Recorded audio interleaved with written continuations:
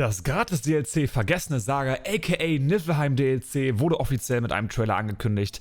Dank dem Trailer und einer Menge Leaks aus den Spieldateien bekommt ihr heute von mir 10 Dinge, die ihr unbedingt zum neuen DLC wissen müsst. Die Open World, neues Gameplay und ein geheimnisvolles Rätsel erwarten euch hier in diesem Video, also bleibt dran. Lange müssen wir uns nicht mehr gedulden, bis wir das DLC Vergessene Saga bekommen. Doch die erste Frage, die wir uns stellen müssen, natürlich, wann ist es denn möglich? Wann können wir es spielen? Wann ist der Release?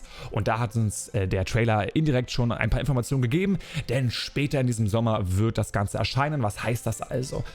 Ich sage mal, wir werden es rund um die Gamescom bekommen, entweder davor oder danach. Das würde am meisten Sinn machen, weil da das Interesse an der Spielewelt sehr, sehr hoch ist. Und vom Patching würde es ja auch passen. Diese Woche kommt der Patch 1.5.3 raus und dann 5 Wochen in die Zukunft gereist wäre dann die Season 6, die losgehen würde. Das wäre Ende Juli. Das heißt also zwischen Ende Juli und Ende August ist ein guter Zeitpunkt, um dann dieses DLC zu veröffentlichen. Und das Ganze, wenn wir uns mal angucken vom Preis her, wird kostenlos sein für euch, für alle. Ihr müsst keinen Season Pass besitzen. Für jeden Valhalla Standard Edition Besitzer, Besitzerin wird es auf jeden Fall kostenlos sein. Ziemlich coole Sache. Denke mal, nach Ragnarök ist das definitiv wichtig, um die Leute wieder ins Spiel zu holen. 40 € ist ganz schön krass. Und wenn ihr auch guckt, das ist Ragnarök ist mittlerweile auch schon fast bei 20 €. Verrückte Sache auf jeden Fall. Und da werden wir eine wunderschöne Open World bekommen, wo es nach Niflheim gehen wird. Aber woher wissen wir das? Naja, wir haben natürlich dank Padder und AnyReloads und Ipsa potente Dataminer, AnyReloads als Creator, der das Ganze dann aufbereitet. Und die haben uns gezeigt, dass wir nach Niflheim reisen. Wir haben das in den Spieldateien gelesen. Wir haben auch hier eine Datei, die Potions Niflheim heißt. Das heißt also, wir werden dann wieder einen Trank trinken, ähnlich wie in Ragnarök, Jötunheim und Asgard. Wir müssen also in die Hütte von Valka und dort dann das Ganze trinken, um nach Niflheim zu kommen. Dabei wissen wir auch dank den Spieldateien von Padder und Andy, dass wir 4 Regionen in dieser Open World haben werden. Cold, Dark, Hail und Mist. Und warum weiß ich das? Davor steht ein Wort, das heißt Sommelier. Sommelier ist französisch und bedeutet so viel wie erfahrener Händler, Weinhändler, und das ist natürlich ein Hinweis darauf, dass in jeder dieser Regionen, Cold, Dark, Hail, Mist, ein Händler ist. Würde auch Sinn ergeben, denn zum Game-Modus kommen wir später nochmal, aber wir brauchen wahrscheinlich den Händler, wir sind abhängig davon, wir sind abhängig von guter Ware, die wir eintauschen können gegen Münzen. Die sind übrigens auch schon, diese Münzen, diese Währung, die wir dort haben, die sind übrigens auch schon sichtbar, denn hier in diesem Trailer wurde uns gezeigt, wir haben eine Münze mit Hales Gesicht drauf, die wir dann hoffentlich gegen bessere Ware eintauschen können. Allerdings wird es keine normale Open World wie Asgard oder Jötunheim von der mythologischen Welt her, sondern es wird eher ähnlich wie Ragnarök sein, denn der Nutzer Ipsab hat in den Spieldateien Folgendes gefunden, nämlich ein Brückensymbol. Und das gibt es ja im Hauptgame überhaupt nicht. Außerdem unterstützt diese Spieldatei das Ganze. Hier könnt ihr etwas von Drachen lesen, aber ganz am Ende steht etwas von OOB und das hat Padder als Out of Bounds definiert. Das würde auch passen, weil Out of Bounds könnte eine andere Welt sein, durch ein Portal betreten, aber da bin ich mal gespannt, was da wirklich kommt. Wie findet ihr bisher diese Idee von diesem DLC und die Informationen, die ich euch geteilt habe? Lasst es mich gerne mal wissen. Meint ihr, wir werden noch andere DLCs bekommen? Hättet ihr euch vielleicht sogar einen DLC in einer anderen mythologischen Welt gewünscht? Lasst es mich gerne mal wissen, aber wenn es euch bisher gefallen hat, lasst gerne mal einen Daumen nach oben da. Sonst machen wir weiter mit dem nächsten Punkt, und zwar der Geschichte. Wir wissen auf jeden Fall, dass Odin seinen Sohn Balder befreien möchte, nicht nur aufgrund des Trailers, den wir gesehen haben, sondern auch aufgrund von verschiedenen Hinweisen. Hier zum Beispiel in der Animus-Anomalie sehen wir eine kleine Konversation, die davon spricht, dass der Mad One auf dem Weg ist, seinen Sohn wiederzubeleben oder zu retten.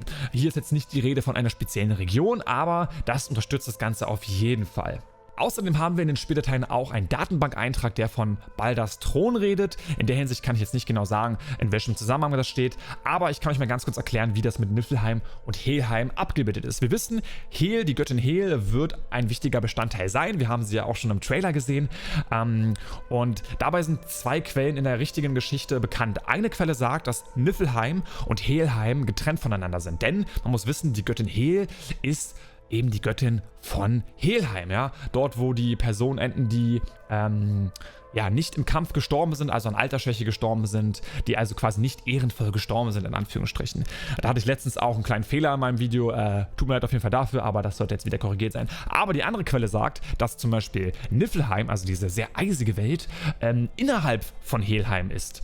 Das heißt, es gibt zwei verschiedene Quellen und daher weiß ich nicht ganz genau, wie Ubisoft das Ganze jetzt interpretiert. Aber sei es drum, wir wissen auf jeden Fall, dass Hel in Niflheim ist und dass wir dort gegen sie kämpfen müssen, aber dazu später auf jeden Fall mehr.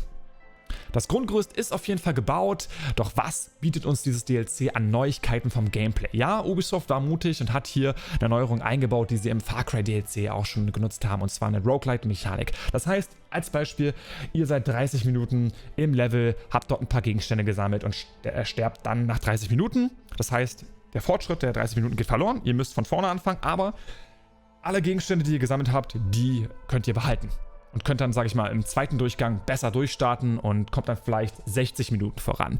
Das ist ungefähr diese Mechanik und das ist ziemlich interessant und habt dabei natürlich immer Save Points und hier auch wieder eine Datei von Pedder, und zwar hat er etwas gefunden, nämlich Health Fontaine, die als wahrscheinlich Save Point dann dienen wird. Das ist auch ziemlich cool eingebaut, denn Niflheim, wenn man sich dort zu lange aufhält, dann verschlingt die Kälte und der Nebel ein, für immer, wenn man zu lange dort bleibt.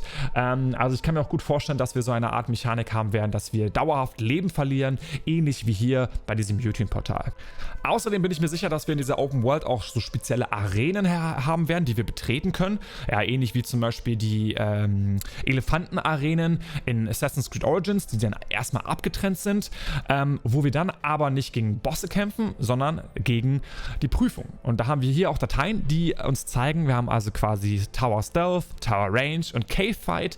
Und das ist natürlich eine Anlehnung an die Mastery Challenge. Höchst interessant, ne? Die 3 Prüfungen, Rot, Gelb und Blau. Und da haben wir sicherlich in der Open World diese Prüfungen. Ich kann mir nicht vorstellen, dass wir einfach nur durch Portale gehen werden und dann diese Prüfungen machen. Ich glaube, wir bekommen schon eine Open World mit mehreren Gameplay-Elementen und das finde ich sehr, sehr nice. Also ich glaube, da hat Ubisoft sich eine coole Sache ausgedacht. Doch gegen wen werden wir kämpfen? Natürlich die allseits bekannten Gegner. Wir haben hier die Muspelheimer, die abgebildet wurden. Jötunheimer habe ich jetzt direkt nur in einem kleinen Ausschnitt gesehen und Gegner mit einer blauen Aura, wo ich noch nicht ganz genau weiß, was das sein könnte. Ich gehe mal davon aus, das war ein Ausschnitt aus einer dieser Prüfungen. Ja, das kann ich mir gut vorstellen, dass das vielleicht Gegner sind aus der Range-Prüfung. Da bin ich mir aber nicht sicher. Wir wissen ja, in den Mastery Challenges, die Gegner hatten dann immer passend zur Prüfung halt die Farbe, entweder gelb, gelbe Augen, rote Augen oder blaue Augen. Da bin ich mir gar nicht so sicher. Das sind im Grunde die normalen Gegner. Die Boss-Gegner sind aber viel, viel interessanter. Zum einen sieht man gleich zu Beginn einen Wolf. Ja, und das ist natürlich nicht Fenrir, das ist klar, der ist viel zu klein. Ihr wisst ja hoffentlich, wie Fenrir aussah im Main Game, im Asgard Arc. Natürlich ist es Garm. Garm ist der Hund von Hel, der Göttin. Und Garm ist der Wächter des Tores von Helheim. Was macht er also in Niflheim? Das wissen wir natürlich nicht. Kann ich jetzt auch nicht beantworten, aber das wird ein Gegner sicherlich sein. Dann bekommen wir natürlich auch, habt ihr auch gesehen, einen unbekannten Feuerriesen. Ich kann euch nicht sagen, wer das ist, was das ist. Ich habe nur gesehen, der hat irgendwie hinten so eine Art Sack auf dem Rücken. Quasi der Muspelheim-Weihnachtsmann. Aber ich weiß nicht, was er kann. Man hat nur einen kurzen Ausschnitt gesehen. Und wir haben auch einen Drachen. Ja, wir haben tatsächlich einen Drachen. Höchst provokantes Thema, gegen den wir in einem abgetrennten Bereich, wie wir auch sehen hier im Trailer, kämpfen werden. Da bin ich mal sehr gespannt, wie wir das Ganze machen. Hat auf jeden Fall Elden Ring-Vibes, muss ich sagen. Sehr, sehr interessant. Und als Finale natürlich, bin ich mir ziemlich sicher, als Endbossgegner werden wir Hel bekommen. Und somit hätten wir 4 Bossgegner auf 4 Regionen. Das würde alles Sinn ergeben, meiner Meinung nach. Und wie können wir diese wunderschönen Bosse besiegen? Natürlich mit wunderschönen Waffen. Wir haben hier gesehen, dass wir uns natürlich nach jedem Tod oder nach jeder erfüllten Mission Belohnungen aussuchen können. Von Mjölnir bis zu Wagengear, bis hin zu natürlich neuen Waffen, die wir auch bekommen, soweit ich es gesehen habe. Und zwar ein neues Edgear hier im Trailer sichtbar. Korrigiert mich, wenn ich bei diesen Informationen falsch liege. Es sieht aber so aus, als wäre das ein neues Edgear. Quasi die zweite neue Waffe oder das zweite Edgear, was wir kostenlos bekommen. Vorher war das ja nur den Besitzern des Ragnarök-DLCs vorbehalten. Und ein neues Langschwert, glaube ich auch, aber da bin ich mir auch nicht sicher. Das sehen wir nämlich hier im Drachenkampf. Ja. Ich glaube aber nicht, dass wir so viele neue Collectibles bekommen werden, weil natürlich die gesamten Ressourcen Ressourcen hier in die Welt reingesteckt wurden. Da wird Ubisoft, glaube ich, nicht mit ganz vielen neuen Waffen kommen. Müssen sie ja auch nicht, ne? Ist ja auch gar nicht so dringend notwendig. Und dank den Dateien wissen wir auch natürlich, dass wir einen Roguelike Game Mode bekommen werden. Ein Game Mode started, also dass wir hier gleich zu Beginn wahrscheinlich mit überhaupt gar keiner Ausrüstung starten und uns dann wirklich, wie eben angesprochen, durch das Level kämpfen müssen und hoffen, dass wir lange genug überleben. Und ein Rätsel habe ich natürlich auch noch für euch, denn hier im Trailer haben wir ein paar versteckte Runen, die noch nicht wirklich übersetzt wurden und die ich versucht habe zu übersetzen. Und da brauche ich definitiv jetzt eure Hilfe, denn irgendwie hat noch keiner darüber berichtet, aber wir sehen definitiv hier im Trailer ein Schwert im Boden stecken und da sind 4 nordische Runen abgebildet und ein paar mehr sogar. Das sind nicht die einzigen. Und ich habe die ersten 4 mal übersetzt und wir haben hier gleich von oben nach unten die Runen Riese / Tor, dann Geschwür oder Fackel, dann Wohlstand oder Gold. Und die letzte ist Eis. Interessant auf jeden Fall diese Information. Normalerweise versucht man dann diese Nomen irgendwie zu einem Satz zusammenzusetzen. Ich hatte das Ganze jetzt noch nicht geschafft, aber das habe ich übersetzt. Habt ihr andere Übersetzungen? Dann helft mir gerne dabei. Und vor allen Dingen, wenn ihr mal ganz genau hinschaut und ranzoomt, dann seht ihr, hinter diesem Schwert ist ein Tor. Und da sehen wir ganz, ganz viele Runen, die eine Bedeutung haben können. Ich weiß nicht, was Niflheim mit diesen Runen zu tun haben könnte. Ich weiß nur, dass Eis, die letzte Rune, die ist auf jeden Fall safe und sicher. Das heißt einfach Eis. Alle anderen Runen kann man natürlich interpretieren. Da brauche ich aber eure Hilfe und würde ich mich freuen, wenn ihr mir da mal in den Kommentaren helft. Und am Ende des Videos frage ich mich immer, okay, was wird am Ende passieren? Wie wird die Story ablaufen? Und deswegen gibt es noch eine Theorie von meiner Seite. Und zwar denke ich, wird dieses DLC nicht das letzte mythologische DLC sein. Wir werden Ragnarök hier nicht sehen. Wir werden vielleicht Loki sehen. Wir werden Balder befreien. Aber wir werden uns vorbereiten. Das DLC bereitet auf Ragnarök vor, um die Geschichte wirklich passend abzuschließen. Das DLC wird vorbereiten auf das zweite kostenlose DLC mit Eivor. Und dann im Ende des Jahres werden wir dann mit Eivor nicht nur erleben, was in England dann passiert, sondern auch was mit Loki und Basin passiert. Und ich bin mir sicher, dass wir auch in der Gegenwartsgeschichte hier in diesem DLC nichts bekommen werden, aber dann dafür im letzten kostenlosen DLC mit Eivor, dort werden wir dann eine Gegenwartsgeschichte bekommen, um das Ganze abzuschließen und um uns vorzubereiten auf ein eventuelles Assassin's Creed Rift mit Basin.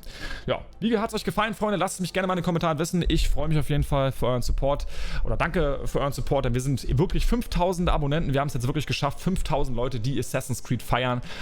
Vielen lieben Dank dafür auf jeden Fall. Da wird auch nochmal ein kleines Video kommen, wenn die Zeit reif ist. Und ich wünsche euch viel Spaß mit der AC Celebration. 12 Wochen lang werden wir uns jetzt hier rund um AC kümmern.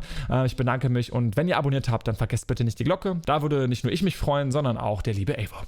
Was? Höre ich da die Glocke? Nice. Jetzt heißt es für euch abwarten und Met trinken. Auf dass wir uns im nächsten Video wiedersehen. Bis dahin, euer Eivor.